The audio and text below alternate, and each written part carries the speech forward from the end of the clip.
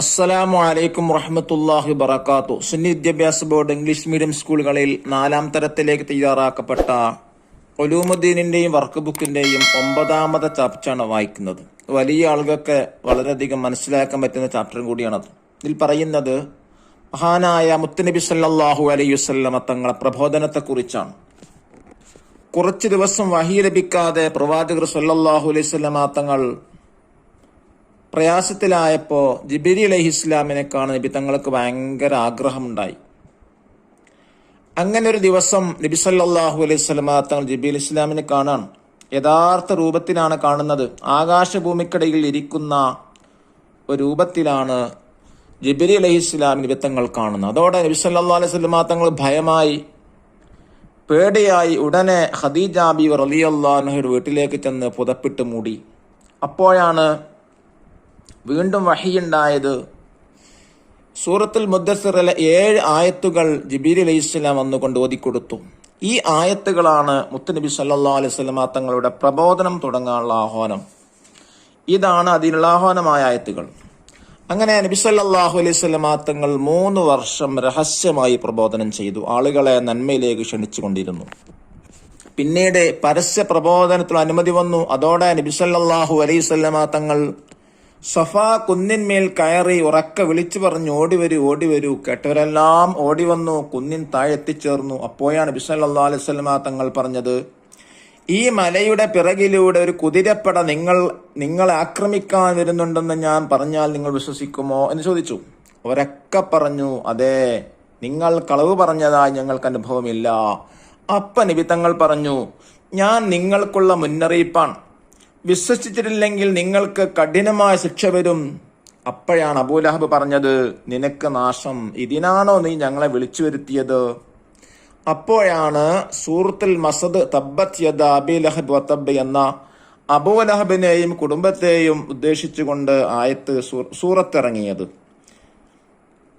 ഈ സൂറത്ത് അബൂലഹബിന്റെയും കുടുംബത്തിന്റെയും നാശത്തെക്കുറിച്ചുള്ള മുന്നറിയിപ്പായിരുന്നു. ആ മുന്നറിയിപ്പ് അക്ഷരം പ്രതി പുലരുകയും ചെയ്തു.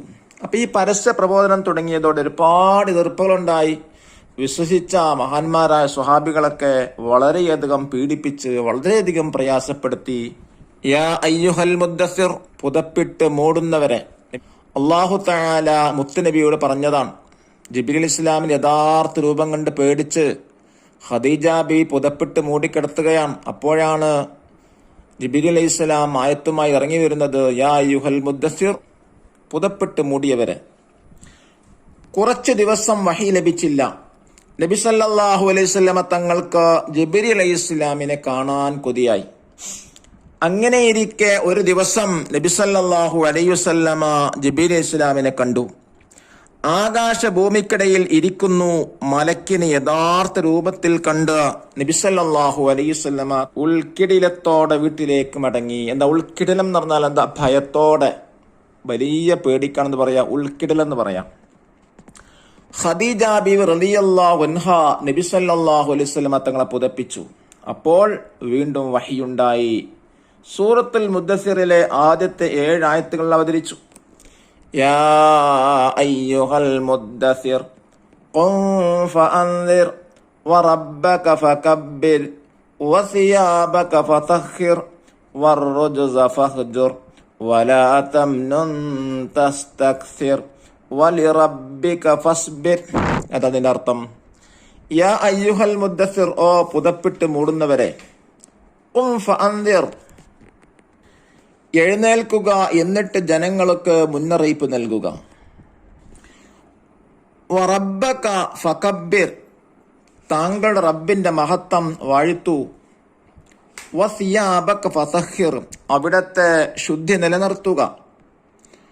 വറുജ്സ ഫഹ്ജുർ, ദുർവൃത്തിയൊക്കെ വെടിയുക. വലാ തംനുൻ തസ്തക്സിർ, കൂടുതൽ തിരിച്ചു കിട്ടണമെന്ന് ആഗ്രഹിച്ചുകൊണ്ട് ദാനം ചെയ്യരുത്. വലിറബ്ബിക ഫസ്ബിർ, താങ്കളെ നാഥന് വേണ്ടി ക്ഷമ കൈക്കൊള്ളുക എന്നർത്ഥം വരുന്ന വലിയ ആശയങ്ങളാണ് നബി സല്ലല്ലാഹു അലൈഹി വസല്ലമ തങ്ങളെ പ്രബോധനത്തിന് തുടങ്ങാനുള്ള ആഹ്വാനം. നോക്കൂ, പ്രബോധനം തുടങ്ങാനുള്ള ആഹ്വാനമായിരുന്നു ഈ വചനങ്ങളിൽ ഉണ്ടായിരുന്നത്. അതോടെ നബി സല്ലല്ലാഹു അലൈഹി വസല്ലമ രഹസ്യ പ്രബോധനം ആരംഭിച്ചു. പ്രഥമ ഖദീജ റളിയല്ലാഹു അൻഹ ആദ്യം ഇസ്ലാം സ്വീകരിച്ചു. പ്രിയതമ ഖദീജ റളിയല്ലാഹു അൻഹ ആദ്യം ഇസ്ലാം സ്വീകരിച്ചു. പ്രിയതമ എന്നാൽ എന്താ? ഭാര്യക്കാണ് പറയാം.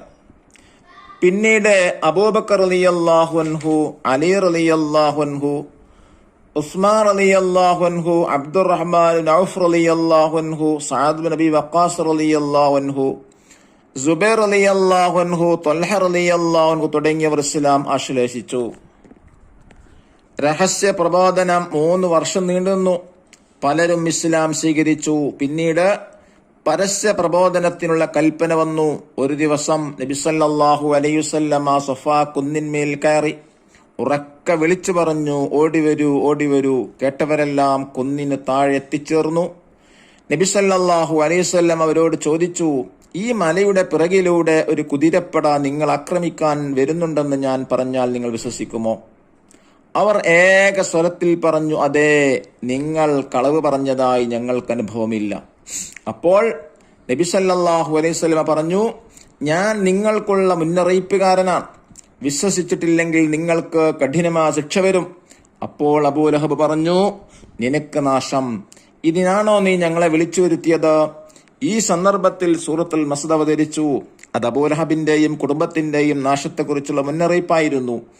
ആ മുന്നറിയിപ്പ് അക്ഷരം പ്രതി പുലർന്നു. പരസ്യ പ്രബോധനം തുടങ്ങിയതോടെ എതിർപ്പുകളുണ്ടായി. സത്യം പറയുക, അക്രമം ഉപേക്ഷിക്കുക, കുടുംബബന്ധം ചേർക്കുക, അന്ധവിശ്വാസങ്ങൾ വെടിയുക തുടങ്ങിയ നല്ല കാര്യങ്ങളാണ് നബി സല്ലല്ലാഹു അലൈഹി വസല്ലം തങ്ങൾ ഉപദേശിച്ചത്. എന്നാൽ തിന്മയിലും അക്രമങ്ങളിലും മുഴുകി ജീവിച്ചിരുന്നവർക്ക് അത് ഉപേക്ഷിക്കാൻ മനസ്സ് വന്നില്ല. അവർ നബി സല്ലല്ലാഹു അലൈഹി വസല്ലം തങ്ങളെയും മുസ്ലിങ്ങളെയും ഉപദ്രവിക്കാൻ തുടങ്ങി. പലരും കഠിന പീഡനങ്ങൾക്കിരയായി. ബിലാൽ റളിയല്ലാഹു അൻഹുവിനെ യജമാനൻ ഉമയ്യ നട്ടുച്ചക്ക് ചുട്ടുപഴുത്ത മണലിൽ കിടത്തി നെഞ്ചിൽ പാറക്കല്ല് കയറ്റി വെച്ചു. മുസ്അബ് റളിയല്ലാഹു അൻഹുവിനെ തടങ്കലിലിട്ടു പീഡിപ്പിച്ചു. സുമയ്യ റളിയല്ലാഹു അൻഹ അബൂജഹലിന്റെ ക്രൂര വർദ്ധനമേറ്റ് രക്തസാക്ഷിയായി. ഖാലിദ് ഇബ്നു സഈദ് റളിയല്ലാഹു അൻഹുവിനെ കൊടും പട്ടിണിക്കിട്ടു.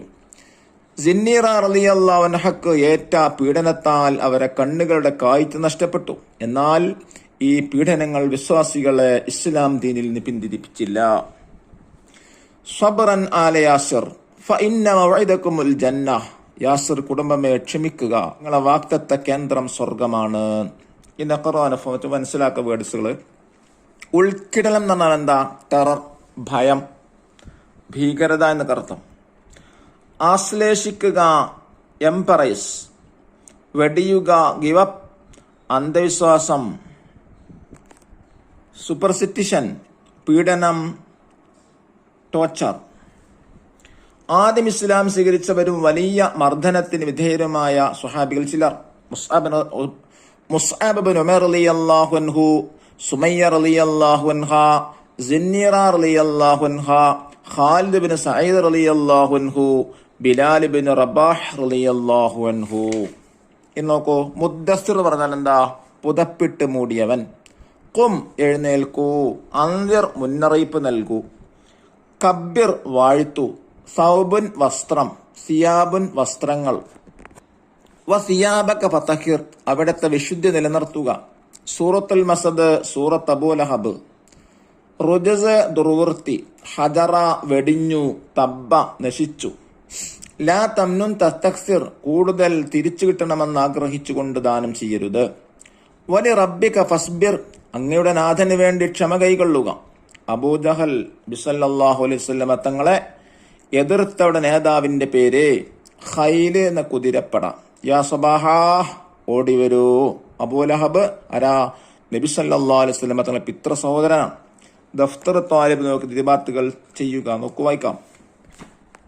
ഒന്നാമത്തെ ആക്ടിവിറ്റി എന്താ? ക്വസ്റ്റ്യൻ ആൻസർ ആണ്. ചോദ്യം 1. നബി സല്ലല്ലാഹു അലൈഹി വസല്ലമ ജിബ്രീൽ അലൈഹിസ്സലാമിനെ കണ്ടതെങ്ങനെ? ആകാശഭൂമിക്കിടയിൽ ഇരിക്കുന്നതായിട്ട്. Question number 2. ആദ്യം ഇസ്ലാം മതം സ്വീകരിച്ചതാരാണ്? അബൂബക്കർ റളിയല്ലാഹു അൻഹു. Question number 3. രഹസ്യ പ്രബോധനം എത്ര കാലം നീണ്ടുനിന്നു? 3 വർഷം. ക്വസ്റ്റ്യൻ 4.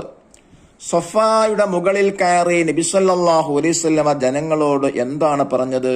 ഉത്തരം, ഓടിവരൂ ഓടിവരൂ. കേട്ടവരെല്ലാം കേട്ടവരെല്ലാം കുന്നിൻ താഴെ എത്തിച്ചേർന്നു. നബി സല്ലല്ലാഹു അലൈഹി വസല്ലം അവരോട് ചോദിച്ചു, ഈ മലയുടെ പിറകിലൂടെ ഒരു കുതിരപ്പട നിങ്ങളെ ആക്രമിക്കാൻ വരുന്നുണ്ടെന്ന് പറഞ്ഞാൽ നിങ്ങൾ വിശ്വസിക്കുമോ? Question number 5. അബൂ ലഹബ് എന്താണ് നബി സല്ലല്ലാഹു അലൈഹി വസല്ലം തങ്ങൾ പറഞ്ഞത്? ഉത്തരം, നിനക്ക് നാശം, ഇതിനാണോ നീ ഞങ്ങളെ വിളിച്ചു വരുത്തിയത്? 6ാമത്തെ ചോദ്യം, സൂറത്ത് അബൂ ലഹബിന്റെ ഉള്ളടക്കമെന്ത്? അബൂ ലഹബിന്റെയും കുടുംബത്തിന്റെയും നാശത്തെക്കുറിച്ചുള്ള മുന്നറിയിപ്പായിരുന്നു. ഈ മുന്നറിയിപ്പ് അക്ഷരം പ്രതി പുലർന്നു. 7ാമത്തെ ചോദ്യം, നബി സല്ലല്ലാഹു അലൈഹി വസല്ലം ഈ മുസ്ലിങ്ങളെയും ഖുറൈശികൾ ഉപദ്രവിക്കാൻ കാരണമെന്ത്? ഉത്തരം, സത്യം പറയുക, അക്രമോപേക്ഷിക്കൽ, കുടുംബബന്ധം ചേർക്കുക.